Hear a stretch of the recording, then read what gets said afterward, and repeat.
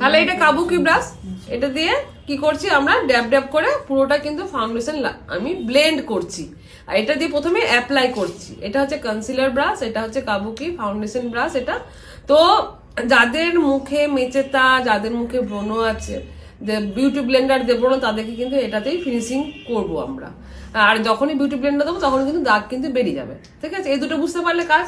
এরপরে আসছি আমি কন্ট্রোলিং ব্রাশ। কন্ট্রোলিং ব্রাশটা কি হয়, একটু টেরা ভাবে কাটা থাকে, দেখে দেখে বোঝা যাচ্ছে, একটু এটাতে ফোকাস দেয়। ঠিক আছে, তো কন্ট্রোলিংটা আমরা কিভাবে করবো, ড্যাব ড্যাব করে কন্ট্রোলিং ব্রাশ।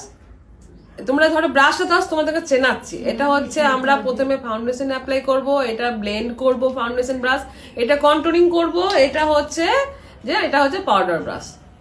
ঠিক আছে, এটা পাউডার ব্রাশ, আমরা পাউডারটা ঝেড়ে দেবো। আমরা তো পাউডার সবসময় কিসে ইউজ করি, পিৎজা পাপ দিয়ে।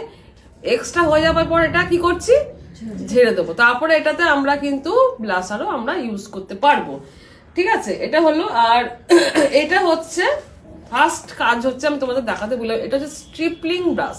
দেখো এটা থেকে এটা কিন্তু আলাদা। প্রথমটা উপরটা দেখো লোমের মতো নরম। এটা দিয়ে কি কাজ করা, এটা দিয়ে ময়েশ্চারাইজার লাগাতে পারবো প্লাস প্রাইমার লাগাতে পারবো।